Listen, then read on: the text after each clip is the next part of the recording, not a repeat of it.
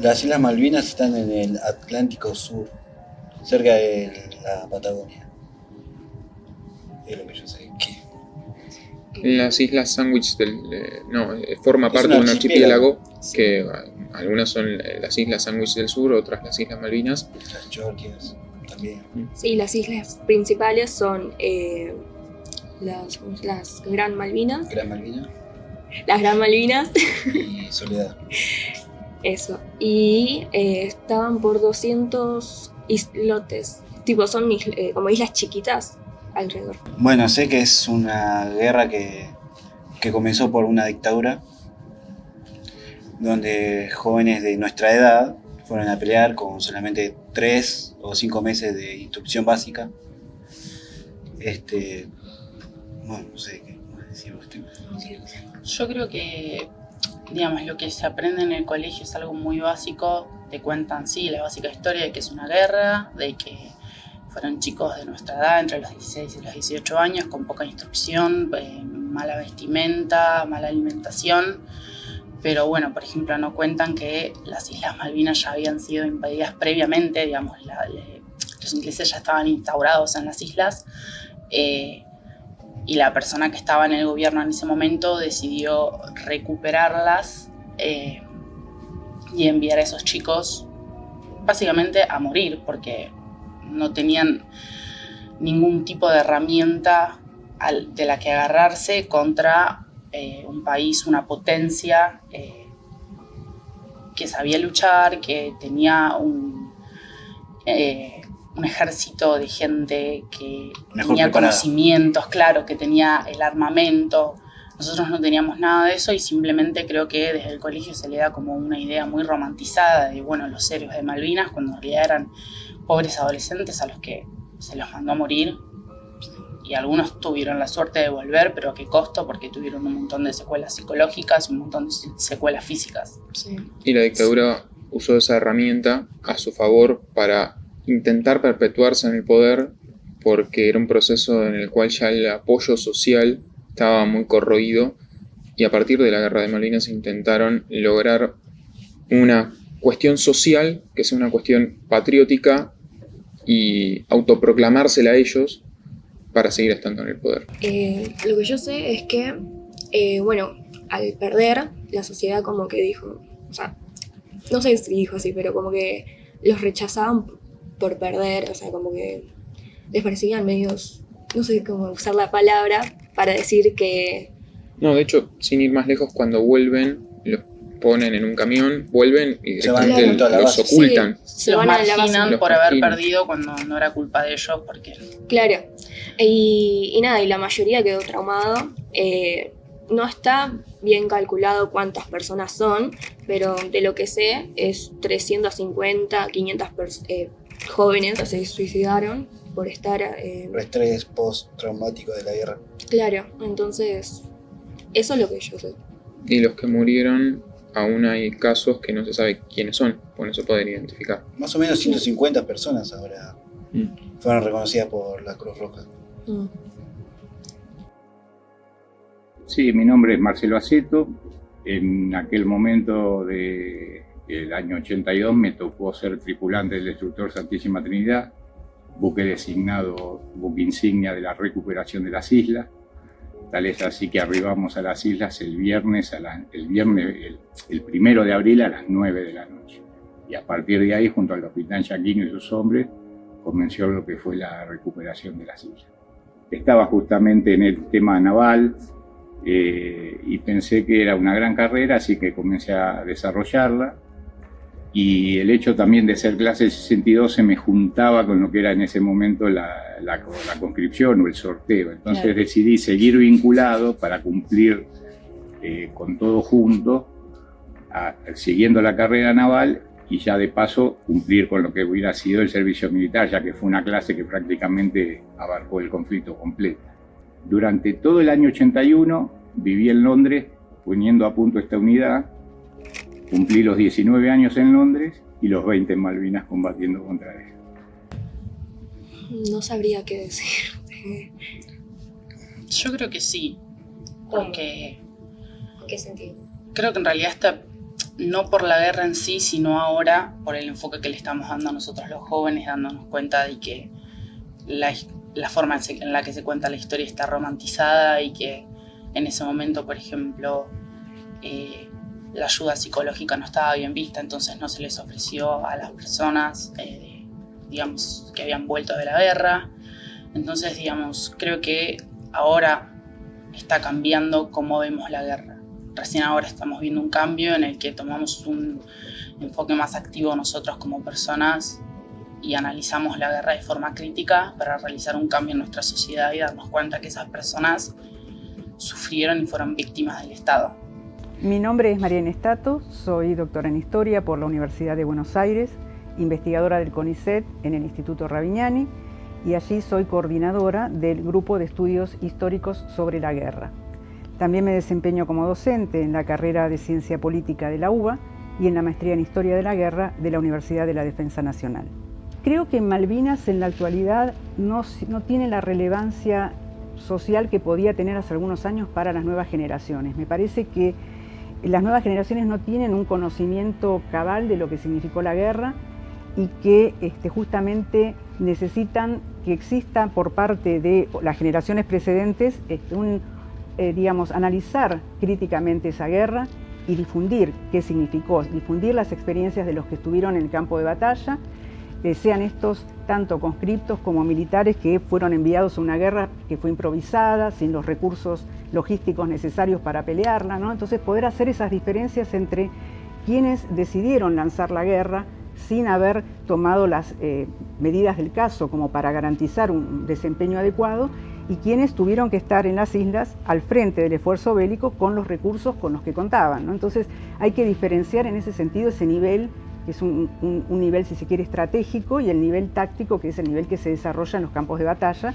y en el que, bueno, los veteranos argentinos han hecho lo que han podido dentro de sus límites. Muchas veces los veteranos han sido olvidados, me parece, por la sociedad, y hay, digamos, una necesidad de reparar ese olvido social. La gente hoy en día, la gente de nuestra edad, es como que, está bien, ponele, en la escuela no nos enseñan muy bien lo que es la guerra de Malvinas, ponele, le preguntás a un joven ahora mismo en la calle, le decís, ¿cuándo fue la guerra de Malvinas? No sabe. ¿Cuándo fue el día de la independencia? No sabe. Cosas que pasaron en nuestra historia que debemos estar orgullosos, pienso yo, ¿no? Qué sé yo, tenemos 649 héroes que quedaron allá. Le preguntás a un joven de hoy en día, no, tampoco lo sabe. Más o menos la Sigan juventud de ahora no es tipo, es un poco ignorante de las cosas que pasaron anteriormente. Tipo, no nos están informando bien, o si nos informan es muy por arriba, es como que algo, no sé si me explico a lo que voy, pero a mí, en lo general, el colegio no me dijo como, no me explicó relacionado todo sobre las Islas Malvinas. Entonces como que también es esa base, digamos. Soy Pablo Meliquio, soy psicólogo y escritor, me dedico a la clínica psicoanalítica, también tengo bastante presencia en los medios porque me interesa muchísimo bajar la información en favor de la salud mental, el cuidado de la salud mental, y en relación a la escritura, mi reciente libro se llama La Isla Interior, 3 vidas después de Malvinas, publicado por Marea Editorial. Nuestros pibes y pibas, la adolescencia de hoy está también atravesada por la guerra entre Rusia y Ucrania, y creo que también está atravesada esta adolescencia, esta juventud con las violencias, las distintas violencias sociales que hay, y creo que de alguna manera repiten a veces algunas de estas violencias, no sé, los videojuegos, un poco esto también me parece que hace que haya una conexión virtual con las violencias, con las guerras, y también hay mucha juventud militante que está a favor de la paz y la no violencia, en favor, digo, también de la memoria, de recordar Malvinas, de recordar la dictadura y de hacer presente también esto, tomar conciencia que siguen habiendo atrocidades y siguen habiendo guerras, y que creo que es esto, ¿no? Que la violencia que hay es producto de que están faltando poner palabras, ¿no? Sí. Justamente en mi colegio hay maestro, que fue excombatiente. Lo que nos contó era que llegaban al colegio y con un cuaderno empezaban a decir, bueno, vos vas a la guerra, vos no, vos sí. Más que nada a las personas de 18 años para arriba, sin que vos digas no quiero, tenías que ir sí o sí, todo el tiempo. Y bueno, nada. O también me contaron, no un excombatiente, sino una familiar de Carlos Leonardo Gema, caído en Malvinas, que habló con otras personas que estaban con él en las islas, o antes de llegar, y en el sur, cuando iban, ellos hacían como una fila y los militares decían, pasa, hasta acá. Y había gente, y la persona con la que había hablado ella le mandaba cartas, porque ella estaba en etapa escolar y se mandaba cartas con alguien que estaba ahí. Le dijo, hoy no me llevaron y sigo en el sur. Y era un constante día a día viendo a ver si lo llevaban o no.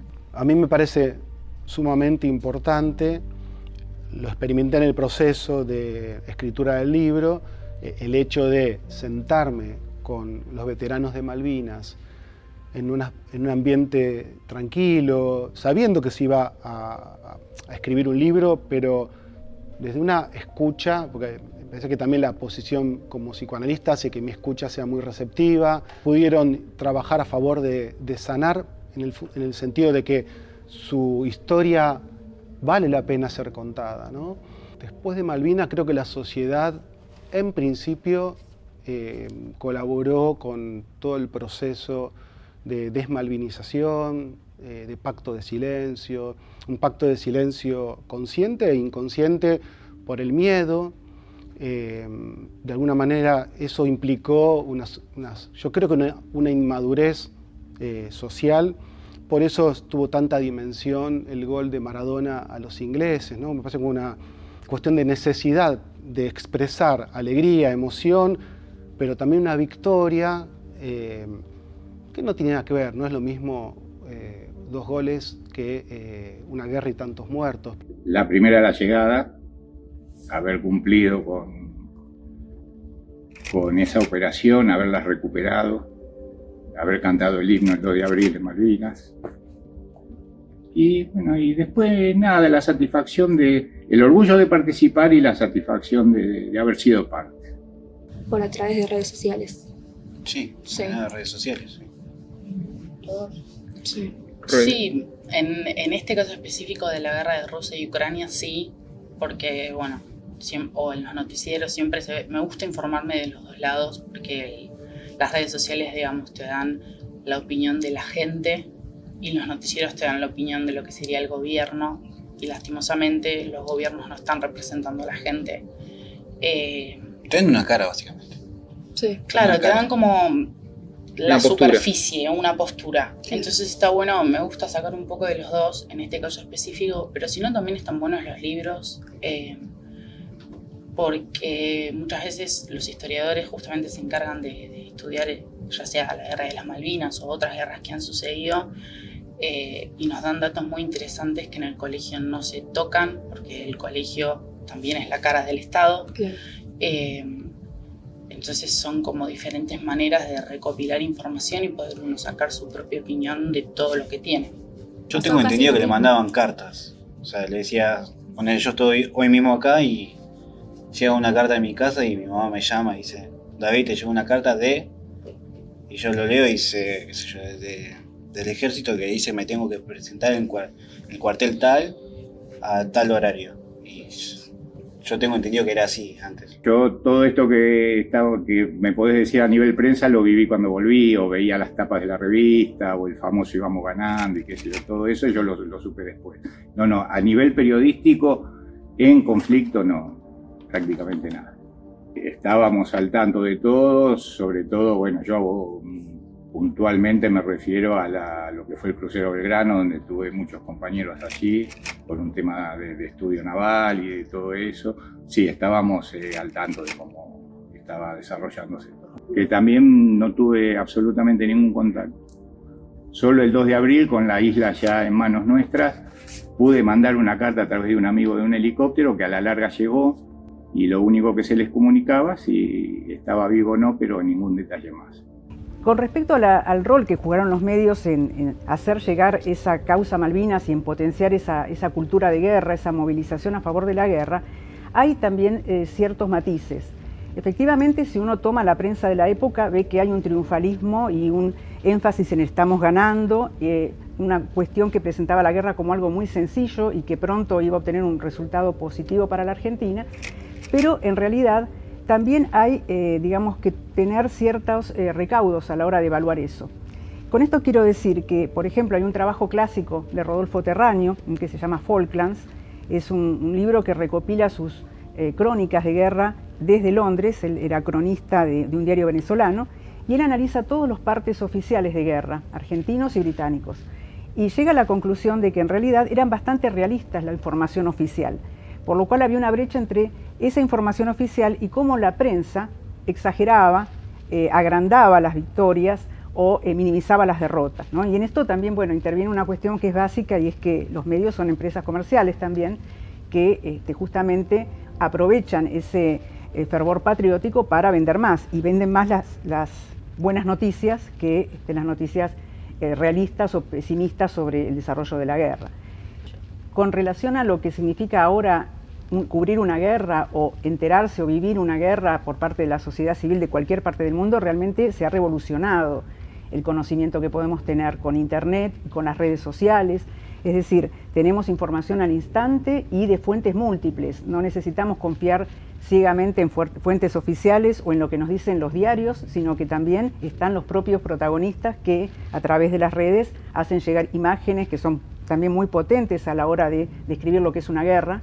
En ese sentido, desromantizan la guerra, que en muchos casos era algo que en conflictos anteriores se muestra una imagen muy idealizada de lo que es luchar por una causa determinada. Aquí con lo que está ocurriendo en Ucrania, lo que podemos ver es que hay un realismo muy fuerte, ¿no? Y un uso muy intenso de diferentes medios que nos muestran una imagen más compleja, o a lo mejor una suerte de rompecabezas que hay que armar para enterarse realmente qué está pasando en el teatro de batalla. En época de Malvinas teníamos más restringido en ese sentido el acceso a la información, además de la censura que todo Estado en guerra implementa, y que estábamos en una dictadura, por lo cual también los niveles de autocensura son altos por parte de la prensa, de manera que era un conocimiento mucho más mediatizado el que se tenía en 1982 del que podemos tener actualmente sobre otros conflictos bélicos. Yo sí, primero que nada, yo sí iría. Sino que hay una cosa que yo me la paso, es que uno no va a una guerra por la patria. Hay más, un ex soldado también lo dijo, que uno no va por la patria ni que nada, va por el compañero que está al lado. Si él se la aguanta, yo me la voy a aguantar. Eso lo decía, y es argentino, que también creo que fue a la guerra de Malvinas. Si yo voy, prefiero ir y pelear y saber que mi mamá va a estar, qué sé yo, orgullosa de mí, que fui, di mi vida por, no sé, la patria para mí es familia, ¿no? Somos todos argentinos, somos todos familia. Yo fui y peleé por mi familia. Yo lo tengo así, como que son mi familia nada más. Para mí depende. Depende de qué tipo de guerra, depende de la razón de la guerra. Si tuviese que defenderme en contra de una potencia por el imperialismo, sí, seguro voy. Ahora, si tuviese que pelearme, por ejemplo, contra otro país latinoamericano por unas tierras, no lo veo tan importante, no lo veo tan necesario y no me arriesgaría por algo que para mí no tiene razón. Lo que está pasando con Chile más o menos en noviembre, septiembre, por el canal de no sé cuál era. A mí me costaría decir que iría a una guerra porque no teniendo la capacitación militar, no teniendo la posibilidad de saber cómo manejar un arma, creo que sería más una desventaja para mis compañeros que están al lado que una ventaja una ventaja para los que están enfrente. Exacto.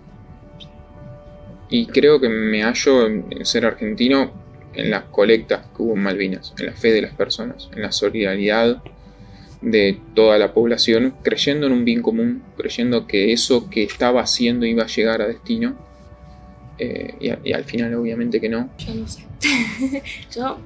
El miedo de saber de ir y matar a alguien yo soy muy de no poder hacerlo, tipo, pero igual sí, comparto un poco de lo que dicen ellos, o sea, si lo tengo que hacer para defender, en su caso, mi familia, digamos, ¿no? Para que estén, ¿cómo decir? Protegidos, ¿sí? Claro, lo haría, tipo, si es por unas tierras, opinaría igual que ella, no lo haría.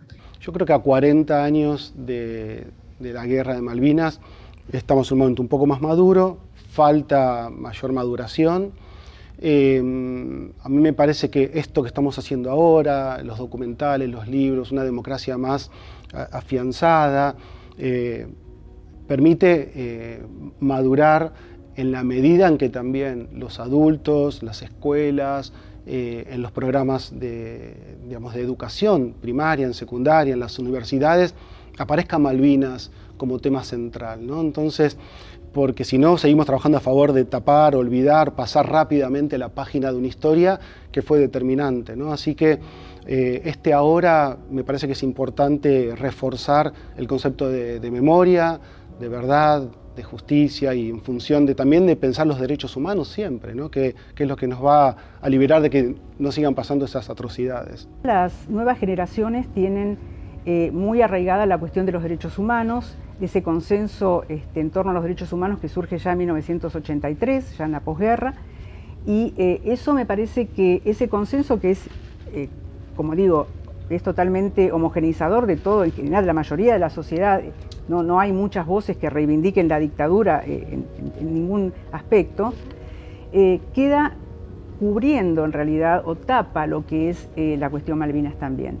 Me parece que hay, nuevamente, es un ejercicio intelectual que hay que hacer de poder separar la causa Malvinas de la dictadura sin necesidad de legitimar la dictadura. Es decir, defender Malvinas y los derechos argentinos sobre Malvinas no necesariamente tiene que implicar defender a la dictadura que armó una guerra para supuestamente recuperarlas. Entonces, me parece que todavía hay que... es muy delicado ese límite, ¿no?, entre lo que es legitimar a un gobierno dictatorial y legitimar una causa que ese gobierno esgrimió. Hasta que podamos recuperar desde la democracia la causa Malvinas, va a quedar ese periodo de nuestra historia, esos 74 días de la guerra, van a quedar todavía en un cono de sombras. Es necesario que haya un debate que no legitime la guerra, porque en realidad tenemos que siempre, como lo hace también la disposición transitoria de la Constitución de 1994, hay que mantener la idea de recuperar Malvinas, pero dentro del marco democrático, por vías pacíficas y evitando las guerras. Es un mundo absolutamente distinto. Lamentablemente estamos viviendo una situación que uno puede ver una guerra por televisión como si fuera una serie. Esto era algo tremendamente distinto. Sabíamos que estábamos allá, no teníamos idea de lo que pasaba afuera de allá. De los chicos de hoy yo creo que tienen una enorme ventaja, muchas herramientas, pueden discernir, pueden consultar, pueden investigar, y esa creo que es la gran diferencia sobre todo. Hoy los chicos tienen una manera de discutir todo, de las cosas, que no lo veo mal. Para este tipo de situaciones tan extremas es muy difícil saber cómo puede reaccionar uno, pero yo te digo, a nosotros nos embargaba el sentimiento, el decir, bueno, ya estamos, llegamos. Y cómo lo tomaría un chico hoy, no sé, creo que ese sentimiento patriótico sí siempre está, pero sin duda es que hoy los chicos tienen una tendencia a la discusión y a no entregarse a una orden, entre comillas, o a un parámetro que puede ser el de simplemente cambiar de un colegio a otro. Creo que hoy sí se plantean absolutamente todos. Sí, quedó en el mismo momento que comenzó la guerra en sí. Yo creo que fue un joven a la guerra y volvió otra persona completamente distinta, no tengo duda. Mejor, peor, pero absolutamente distinta, seguro. Y yo creo que no. Uno lo va acomodando, ya han pasado muchos años, uno lo tuvo que ir acomodando para hacerse pie otra vez, resetearse, seguir, pero no, volver no se vuelve, siempre está presente. Sobre todo una mochila que cada uno tiene o la lleva como puede, que vos te preguntas continuamente por qué volví, por qué yo y no mi compañero.